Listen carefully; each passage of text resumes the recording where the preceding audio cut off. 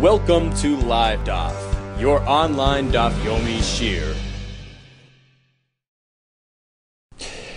Shalom Aleichem and welcome back to today's DAF Hayomi Bava Metzia Peites. We are holding 6 lines from the top of the Amud Tanu Rabbanan. Dayish. So the Torah makes reference to the threshed material, right? So loisach shem sharbedisho, not meant to muzzle an animal while he's threshing for you. You have to allow the animal to partake in the material that he's working with, and as we learned yesterday, the same or similar concepts apply to a worker, a human worker. So you hire a yid to work for you, he has a right to partake in that material, to snack off the food, according to certain guidelines. So the Gemara yesterday connected the two ideas. Just as an animal has a right to partake in this food, the similar concept applies to a human worker, a payel. Tanu Rabbanan. So now, dayish is mentioned by the animal, right? When he's threshing. So from there we learn all types of halachis pertaining to this snacking allowance by a person as well.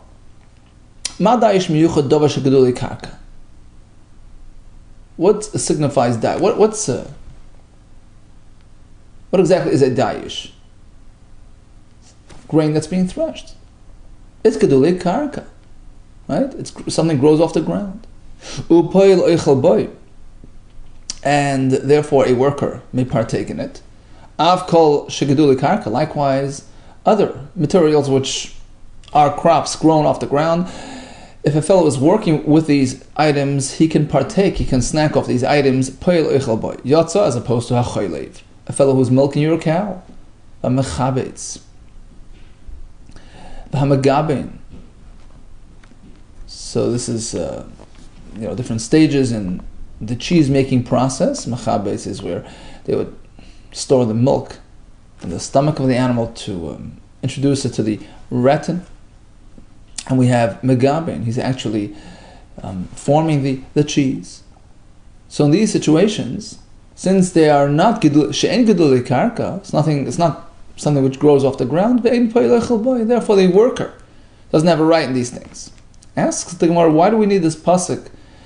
We have to draw it from the loisachsum sharbedisha lamali michi savai bekerem re'echanavka. Look, the pasuk over here by the payel clearly describes him as entering a vineyard to work. A vineyard is something which is gedulei karka. There you go. No, we need the other pasuk as well. Salka that perhaps I would suggest. Hayil b'ksiv kama.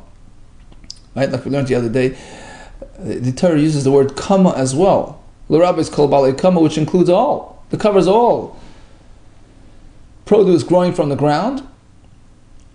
So I would think perhaps it can cover even non-gidulei karka materials. L'rabbis nami midi delav gidulei karka nina, perhaps even milk, etc. Kamashmon. That's why we need this new pasuk. Dayish, only gidulei karka. Tani idach. We have another drasha based on the same pasuk. Dayish. We compare everything to dayish. Ma dayish miyuchad davar shabashas gemar malacha. Just as dayish is describing a process, which is called b'shas gemar malacha. It's the finishing touches of the processing stages, right? And therefore the worker can partake in that material. Likewise, other forms of activity where the poil is actually, completing the last stage of processing the items, that allows the poil to eat. As opposed to a fellow who was hired to rip out some, overcrowding in the garlic or onion, patches. Look, he's not completing anything. It's not the end of the road. It's just a stopgap situation. In the middle of the growth process, you need to rip something out. That's not called gemar malacha, and therefore ein poel eichel bahem. The worker has no right to eat on those things. Says the Gemara, lovely. Why do we need a new pasuk to tell you that gemar malacha is a prerequisite? Take a look at the other pasuk, which is within the context of the worker eating. It says, well, go and work and eat some of the, you can have some of the food. Ve'al kalicha, right? Don't take it, for the road. Don't fill up your containers, right? Ve'al kalicha le'sitein nafka. Oh, it's harvesting time, apparently, right? You're filling the owner's containers. At that point, don't fill yours. Clearly, we're speaking about harvest time. Gemar malacha. Not only that can a poil eat. Why do we need a new pasuk for the same thing? So Adam Tzricha must be speaking the afagav de kamashlif getini in beni alimi. Oh. Rashi says there are some varieties of onions that will never grow large in size. He calls them tzibblish, right? So they would pull them out from amongst the larger or the onions that have potential to grow larger, and that gives them room to grow. So Rashi explains the ones that he pulls out are really edible. They're going straight to to the market. They're going to the kelim of the balabayas. So I would think, it qualifies. It's harvesting time for these individual mini onions. That's what I would think. That's why we need a new pasuk. Dayish. It has to be the absolute end of the road. The end process, the Gemar Malacha. And Rashi says, so although pertaining to these specific mini onions, it's the end of the road, it's the end of the Gemar Malacha, but the Ikar, Pa'ula, what's his main objective? To enhance the growth of the other onions, which are still sitting there for a while. They're far away from Gemar Malacha. And therefore, this activity is not called a Gemar Malacha experience, and therefore does not allow the poil to eat. And that's what we learn from Da'ish. Tani Idach, another drasha from Da'ish. Ma Da'ish miyuchad avashle nimur malachte lemaser, just as Da'ish has not yet gotten to that final moment where it triggered the chiv of Turma Maser, which only comes at the very end of the processing system, right? You're still threshing, and therefore poil eichel boy, af koil sheloi nigmur malachte lemaser poil eichel boy, and therefore we learn that a poil can only eat if it's not yet chayiv and maser. Yotza, as opposed to a fellow who's hired to be haboidel betmarim or begregros. You have a glob of dried dates or figs, and he's there to sort of separate it and organize it. It's too late for achila there, because hoil v'nigmur malachta lemaser, since those items are already chayiv and maser, ein poil eichel boy, he doesn't have that privilege any longer. Ratanya, but listen to this price, which says he does. Haboidel betmarim begregros, which sounds like the same activity just described. Poil eichel boy, you can eat. Amarapap gitanya hi betuchlani. Tuchlani, says Rashi, are these poor quality dates which are never really going to, ripen up on the tree, so they pick it prematurely, they store it in some sort of container, it warms up, it ripens up. So while it's sitting in that container, that glob, which is now going to be separated and organized by this worker, although it's in a glob form, don't think it's already fully processed. No, it's not chayiv and maser, it's not yet fully ripe, and therefore it qualifies for achil. Tani idach, we have yet another drush from Da'ish. Ma Da'ish miyuchad avashalu nigmar malachta l'chala u'poil oichel boy. Here we shift to chiv chala, which pertains to the 5 main grains. So just as Da'ish describes a process which is still pre-chala, right? Chala only happens once you make a dough out of it, right? And therefore, poil oichel boy, av kol davash shelo nigmar malachta l'chala poil oichel boy. Likewise, a poil. We learn from here that a poil is only entitled if it's still pre-chala stage. Yotz, as opposed to a fellow who was hired to knead that dough. The dough is already chayiv and chala. Once you mix it with water, he's there to knead it halash from a katev, the one that's forming the bread, or baking the bread. Too late for snacking at that point. Shenigmar malachta l'chala. It's already chayiv and chala, and therefore the ein poil eichel boy. Asks the Gemara, why do we need a new, brisa that once it gets to the chala point, it's too late? I mean, once the grain has already been processed and is chayiv and maser, that chayiv and maser precedes chayiv of chala, which comes only later once it's in its form, in its dough form.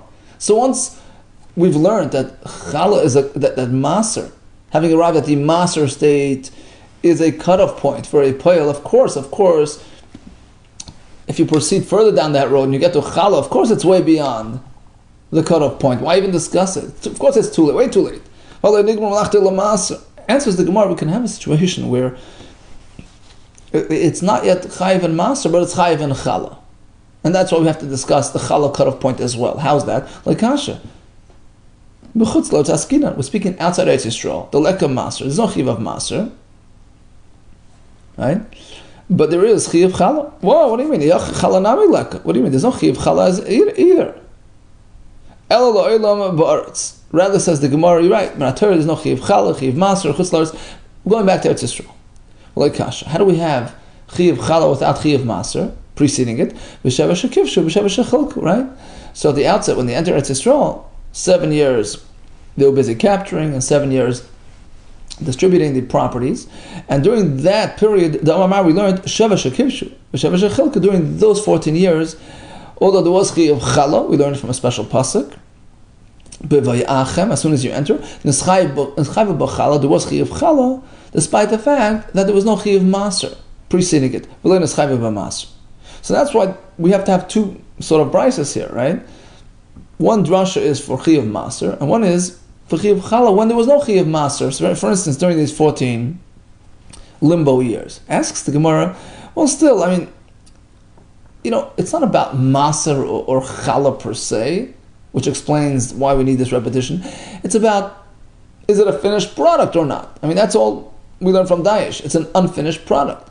Once it's finished, whether it's technically, chayiv and maser, not chayiv, eretz, chutz la'aretz, that doesn't really play a role. Midi masa kagarim, is the chiv masa what's triggering that cutoff point? Gemar malacha kagarim, it's about whether it's a finished product. That's the determining factor to look for. So bottom line, we learn from Daesh that has to be an unfinished product. Whether maser is applicable or not applicable, right? There's no discussion of maser by the psukim about poil eating. It's not about that. It's about finished or unfinished. So back to the question, why do we need two separate brises discussing two separate cutoff points? You can have a cutoff point called maser, cutoff point called chala. It would seem to be irrelevant. The point is finished or unfinished. Amar Ravina, you're right. Let's sort of wrap together, combine the two brises. It wasn't meant to be learned separately. It goes like this. It's about a finished product. That's what it's about. We learn from Daesh, Ma Daesh miyuchad dava shaloi nigmar malachte l'maas u'l'chalo u'poil oichel boy. Just like Daesh is something which is totally unfinished. There's no maser, there's no chala, and therefore the poil can access that food during his work time. Av koil shaloi nigmar malachte l'maas u'l'chalo. Likewise, other materials, other food materials, which are yet unfinished, whether it's unfinished regarding maser or regarding challah, whatever would theoretically apply to this specific material, it's irrelevant. The point here is that it's an unfinished product, and that's why the poil can have it.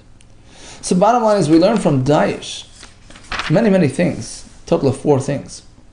A poil can only eat something which is gedulei karka, only when he's involved in finishing the product, and only something which is, by definition, an unfinished product regarding maser or challah.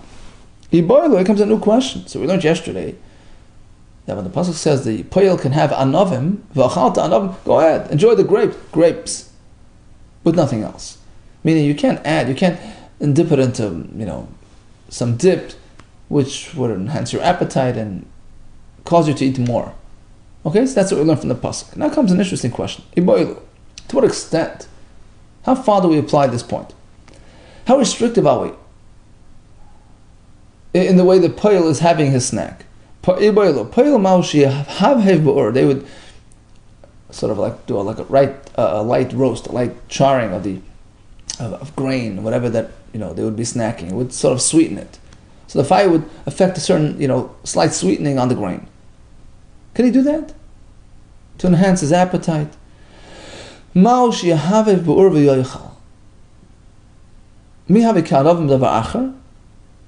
we say no? Because it's comparable to the poil adding some ingredients to his grapes, and which is not allowed here as well.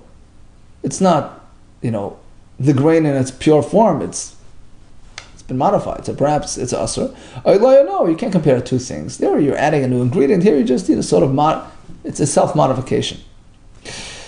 Tashmai comes a raya Rashi balabayis. The Brisa says the employer is allowed to do things which will restrict their appetite. Rashi balabayis lahashkis pa'alam yain, he can give them wine to drink to prevent them from eating, to discourage them from eating too many grapes. On the other hand, the workers are allowed to dip their bread, their own personal bread, into some sort of tzir, fish juice, or whatever, some sort of, tzir is salt water, some sort of dip, right? To trigger their own personal appetite, which will bring them to eat more of the owner's grapes. You're allowed to do that. So bottom line, it seems like it's okay to, do something which will cause them to eat more. Says the Gemara, you can't compare the two things. Here, they're doing it to themselves. They're not modifying the actual material, the food that they're eating, right? Lachshuri garva, to fix up the person, to enhance his personal appetite, to prepare the person for more eating. There's no question they're allowed to do that. Torah says you can't add ingredients to the food, but if he somehow, it whets his appetite, that's okay. The question is regarding modifying, preparing the food itself in a way that enhances the appetite. My tashmai comes another right. Moniyas are those rows, those patches, those So they're allowed to wait until they get, instead of snacking as they go along while they're picking the grapes, they're allowed to wait till they get to the rosh hamnuyas, the end, the front of the rows, which face the sun, which are exposed to the sun, where the grapes are more ripe and luscious and delicious. So they're allowed to do that. Provided they don't take the material and roast it and enhance its flavor and taste. Apparently, that's also, says the Gemara, also malacha. No, the concern there is a totally different concern. They're wasting time. They're taking time off from work, putting together this barbecue and roasting their material. That would be the problem. But our question pertains to a case where that's not applicable. The question by us is, let's say he has his family, his wife, kids, who are going to take care of it for him. He's not going to be busy preparing his food. Can they do that on his behalf? Because it increases his appetite and causes them to eat more. Tashmai comes another raya. No, you can't. Go ahead. The worker can't take his grain that he's snacking and right? Roast it over the fire, to eat it. And likewise, he can't take whatever it is that he's taking, the produce, and bury it in the ground to warm it up, which will also increase his appetite and make it tastier. Likewise, he can't take some fruit. Rashi says, like they would do this to apples. They would sort of give it a slight crush on a rock to soften it, to sweeten it. You can't do that. But he can sort of bounce it back and forth between his hands and sort of soften it. That you can do. So what do we see? That he can't do these other activities which really significantly enhance the food's flavor. Says the Gemara, no, again, the problem there is because he's taking time off from work. So it's a work-related issue. It's not a question of the food type that he's eating. I'll even prove to you that that's the concern. Because if the point was that we're not allowing him, to enhance the flavor of the food that he's eating, if that's the issue, as we thought, right? Then what's the concern about banging his apple on the rock? I mean, is that really going to enhance its flavor? No, it can, yes. It's impossible. It didn't have some slight beneficial effect on this food, and that perhaps is the real concern. But at the end of the day, the Gemara says it's not clear that we're concerned about that. Perhaps the point is his idle time. Tashmai comes another raya. So we have these workers, Rashi says, the Lashon Oider, we're talking about harvesting. So Oider is a term used for picking figs. Goydrim b'tmarim, Goydrim is a term used when harvesting dates. Uboitrim banavim, picking grapes, moiskin bezeis, and picking olives. So all these fellows are entitled. Hara'elu oichlem upturim, they can eat on the job, and they're pater from maser. Don't consider it like a purchase. We know that when you buy, right, that gives the item chashivas and importance, and in some cases that makes it chayiv in truma, even at an early stage, the pre, harvesting stage, even before it's fully harvested. But here it's not so. It's not a personal transaction where the worker purchased these fruits. The Torah granted them this right. It's a privilege coming from the Torah. It's not considered a purchase. Now the Brisa continues, but they should not be pairing it up with their bread. They can't eat it together with their bread. Unless they specifically asked the employer permission to eat in this fashion, because that's davar acher, right? You're adding another ingredient. Okay. And likewise, you can't dip the whatever you're eating in salt and eat it this way.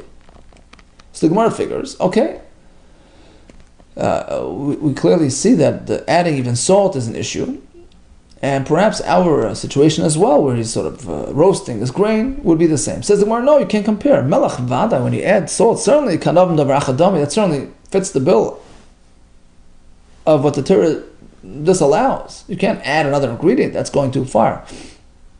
But in our case, we're simply trying to roast it. Perhaps that's not as severe. Asks the Gemara, so you tell me you can't add salt? But we have a kasha from a brisa which seems to say otherwise. You hire a worker to do some manual digging under his olive trees, or lakashkish means to cover up some exposed roots. Right? So this worker can't eat because he's not involved in harvesting and gmar malacha, which is a prerequisite for achila. But schare livtzar, let's say you hired him to harvest his grapes or his olives, schare limsik, schare lilakid, or to pick fallen fruits from the floor.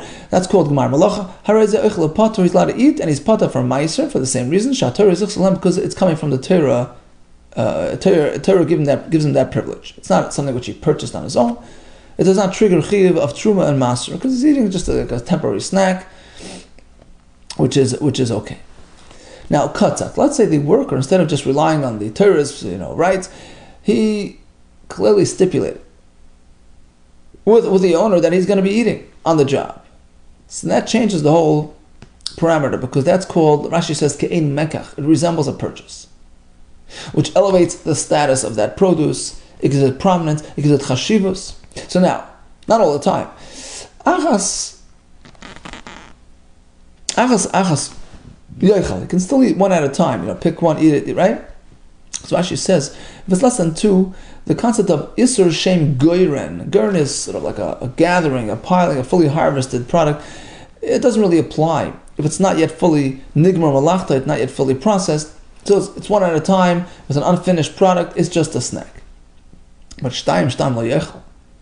But if he picks two at a time and he's eating two at a time, that's a problem, because even if it's not fully processed and there's still, but at the end of the day, it's like a purchase, because he was katzatz. He made this deal and he's taking a bunch at a time, two at a time. That gives a chashivas. Rashi says, of course, it's only with the Rabbanan, as we learned the other day. It's only the concept of mekach being koiveya, making it chashev, prominent, important,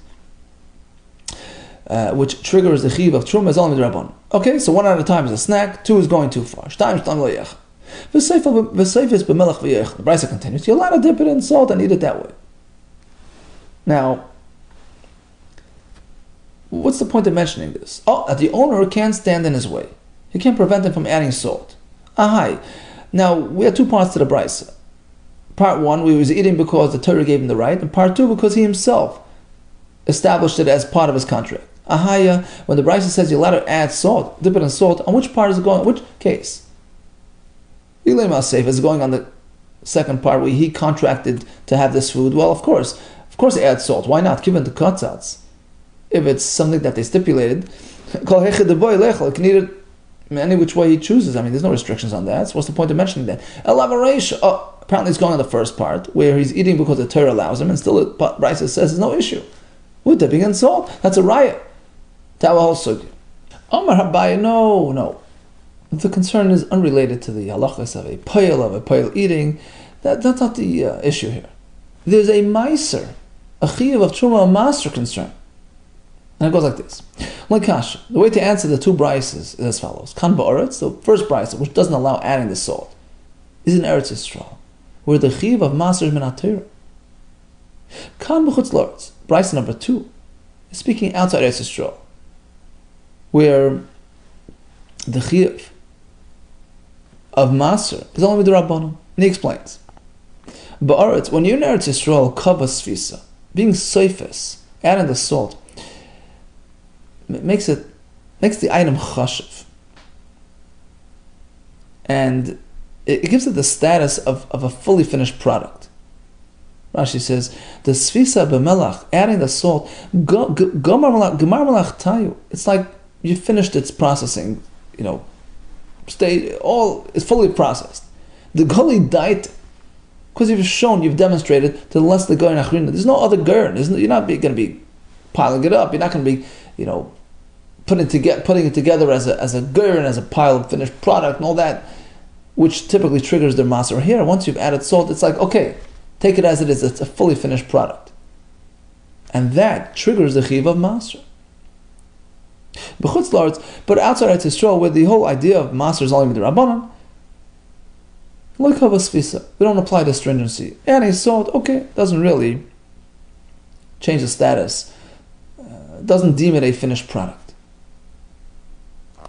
So, in the second price, you're allowed to add the salt, whereas in the first price you can't. But it's not because you can't enhance your appetite and all that. The point is because it's chayiv and masra, so you can't eat it without trumas and masra, right? And that's why the first price says you can't do it. Right? So you can't do it because you're chayiv and master, and perhaps when you're chayiv and master, you also can't snack off that food because it's too late to snack, as we learned before in Amar Aleph. Okay, so that's the Gemara at this point. Abayi's pshat that svisa b'melach is a master issue. Asks the Gemara, Amar Rava, how could you differentiate between Eretz Yisrael and Chutz La'aretz? Typically, when the Chacham make a takana, like over here, chiv master and Chutz La'aretz, it typically mirrors, it models the chiv maser midaraisa and Eretz Yisrael. It follows the same track. So wherever you chayiv in Torah, in Eretz Yisrael, when you're in Chutz La'aretz, you're chayiv in the Rabbanon, right? How can you say the salt affects it here, not here? Amar Rav Mikamid, how could there be a situation the ba'aretz kavas svisam daraisa? When you're in Eretz Yisrael, the salt triggers the chiv maser min Torah. Chutz La'aretz like kavas svisam utin l'chatchila, and when you're in Chutz La'aretz, salt is not on an issue. You're allowed to eat it l'chatchila. Elam Rava, so Rava has a different approach. Bein ba'aretz, bein Chutz La'aretz, whether you're here or there, it goes like this. And he's going to explain the discrepancy between the two brises differently than Abaye. It's a matter of how many you're dipping. It's a matter of whether or not the poil is snacking based on the Torah allowance or based on his personal contract with the employer. Whether you're there, bein ba'aretz, bein chutz la'aretz, chada, lekavas svisa. So in a case where he's eating because of the Torah gave him that allowance, so it depends how much. If he's eating one, olive, even if he dips it into salt, chada lekavas svisa. The salt aspect doesn't really make it a kvius, doesn't make it prominent and chashav. It's just one, just a snack, despite the fact that it's with salt. Ta'arti kavas svisa. But if he puts two together with salt, that combination, that's a bit too much. That makes it look like a chash, like a meal. And therefore, that prominence, that chashivas, makes it chayiv in truma and maser. Now, if it's katzatz, if the employee had stipulated with the owner, it was set inside the contract that he's going to snack off his food, bein safas, bein lei safas. So whether or not he's adding salt is not necessarily a factor here. because of this added element that was contracted for, that itself is an issue because as we said, it has elements of loikeach. It's like a purchaser, like a customer. That in itself also adds prominence to the material. Right? So bein safas, whether or not he added salt, it depends how many he's taking at a time. Achas. If he's taking one at a time, okay. Despite the fact that there's a purchase element involved, but it's just one at a time that's a snack. Achas, but shtayim, lo yechal, two at a time, you can't. Now let's say none of the above apply. Loy katzes v'loy safas. He didn't stipulate, nor did he add salt. Oichel shtayim. So then he can eat two at a time because we have no reason to withhold. Safas. But let's say he did add the salt. Right? So there was no stipulation. It wasn't contracted, but he added the salt. So then again, achas, oichel shtayim lo one at a time is okay, but two at a time is no good. And the point is unrelated to our shaila whether the Torah allows him to have this. Is he enhancing his appetite? Is that an issue? No. Rabbi's allowed him to do it. There's no issue there. The problem is because of tevel, because of maser. That's the whole discussion. Because of the salt element, that gives it kavius. That triggers chiv maser.